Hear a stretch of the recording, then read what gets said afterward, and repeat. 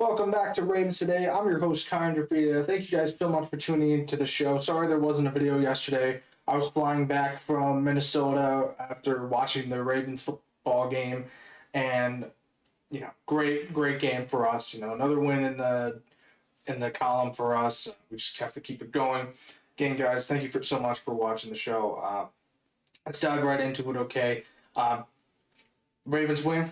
That's what we love to see. 27-19.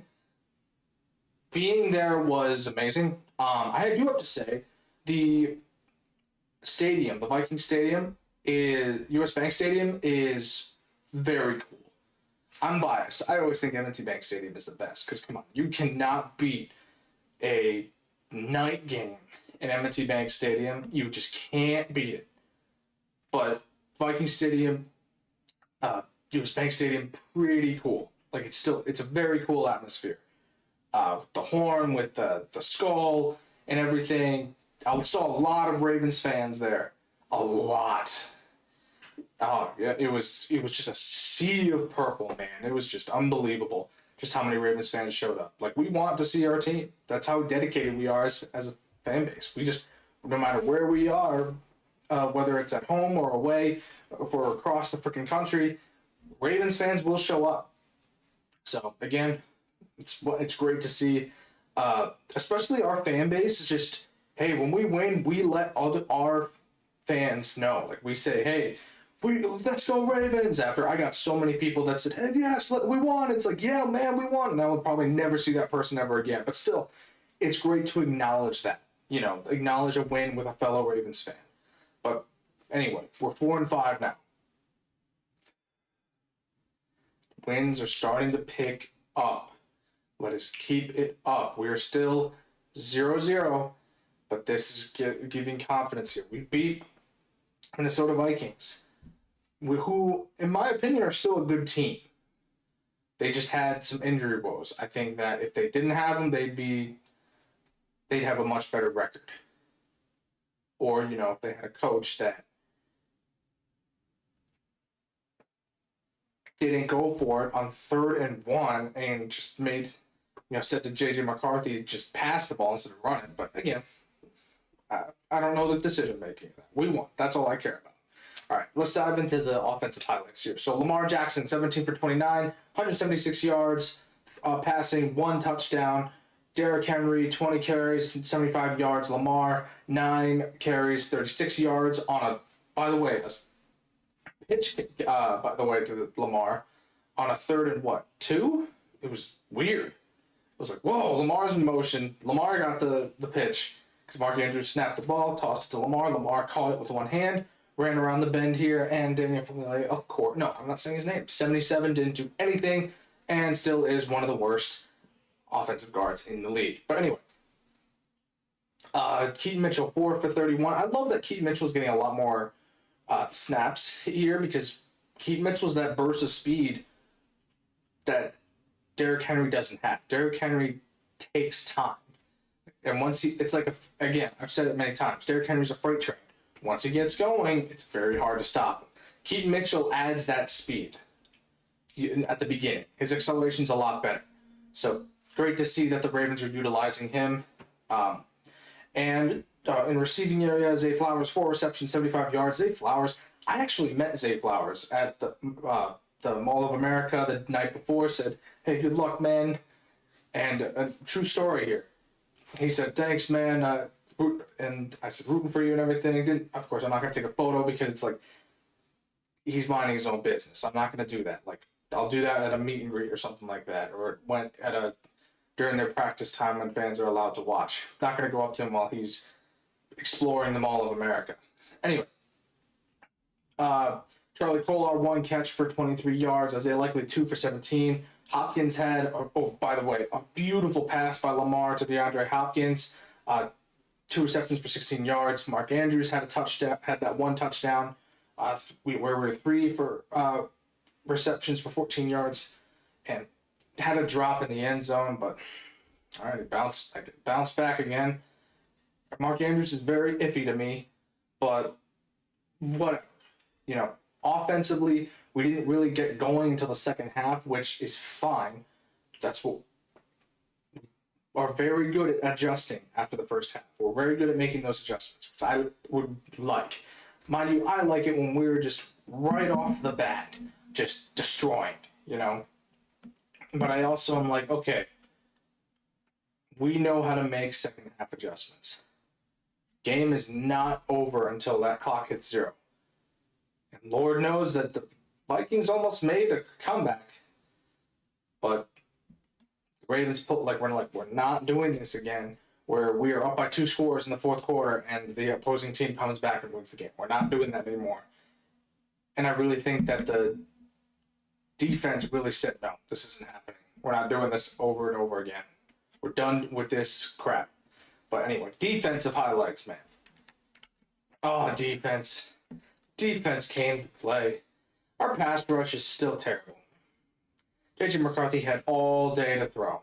Had open lanes to run. He had open lanes to run that he didn't take. Especially on that 3rd and 1 situation. When Malachi Starks picked it off. Like when McCarthy threw that long bomb. I really don't question why you pass it on 3rd and 1 when Aaron Jones and the backup are doing pretty well against the Ravens in terms of the run game, which is pretty weird. But anyway, so Marlon Humphrey also had an interception on a overthrown ball. Malachi Starks had that beautiful interception. Oh, it was just unbelievable. Roquan Smith should definitely have that interception. There was no way. Looking at all the replays, it's like that ball never hit the ground. That ball, he had full control of that. That was an interception. Mind you, it was a 4th down situation, but anyway, still, come on. That was an interception. And the refs the refs this game were weird, unbelievable. It's just, I swear, and I'm going to say this, I'll say this live on this channel, there is a gambling ring amongst the NFL refs. I can never prove it, but think about it. The amount of screwing over that they have done, not just this year, but in years past. There were many calls that games were so soft, and I'll admit against the Vikings too, but also against the Ravens. It's like, dude, come on. How much money are you betting on this game for Lamar plus or to have just have one touchdown pass? Come on, for the Ravens to win by a specific amount. Come on, we all know. But anyway, moving past that. But overall, a good game for the pass. We held Justin Jefferson down, and it was Addison that was making some plays, and Jones making some plays. But again, it was bend don't break. We made those second half adjustments. I am very much in love with that, because if we're not making adjustments, then we're letting teams win. And it's plain and simple. We know how to do it. We know how to adjust to a game plan. So overall, good performance by the defense, especially in the second half.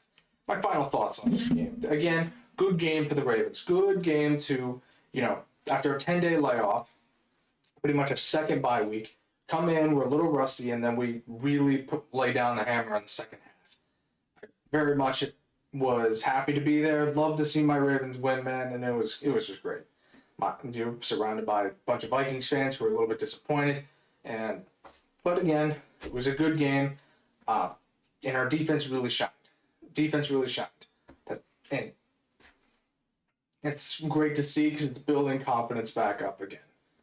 And again, against a team that has had some injury woes in the past, but I still think the Vikings are good. Would have been in a much better position had they not had those injuries, because who's gonna put Carson Wentz as their backup?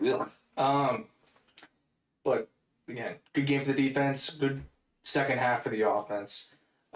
Overall, good Ravens win. That's all we want. 0-0, like Lamar said, we're not done. We gotta we go back into the grind. He said that right after the game was over when he was interviewed, man. We got to go to the Browns. And I will not take anything for granted against any division team, against any AFC North team. Mind you, the Steelers helped us a lot by losing this week against the Chargers. Thank you so much. Los Angeles Chargers, man. Loved you guys for defeating the Steelers because now we're one game back. One game back. We are clawing back into that AFC North race. Okay? But again, we have other aspirations in mind. We want a Super Bowl. We don't want an AFC North title. Of course, it'd be great if we got it, and because that's history right there. And if Lamar won his third MVP, but we want a Super Bowl ring. That's the end goal. But anyway, we don't want the Steelers to win. But good for us. Now we got the Browns. Not taking anything for granted, but it should be an easy win for us because I swear if Dylan Gabriel somehow beats the Baltimore Ravens, I will never. I don't know. I'll just be so defeated on this channel, man. It'll just be like we wouldn't lose to Dylan Gabriel. We would lose to Myles Garrett, but I'd be like, yeah, that's it. That is the dagger for me. I can't believe we lost. We would lose to Myles Garrett before we lose to Dylan Gabriel. Dylan Gabriel's not going to have an offensive clinic on us. Myles Garrett could have a great day because of who's on our offensive line, but we just got to focus on that game and get ready for Sunday. Thank you for tuning into Ravens today. I'm your host, Connor Gioffreda. Thank you guys so much for tuning into the show. Again, sorry there wasn't a video yesterday. I was flying back home from the game, but thank you guys so much for tuning in. Have a good one.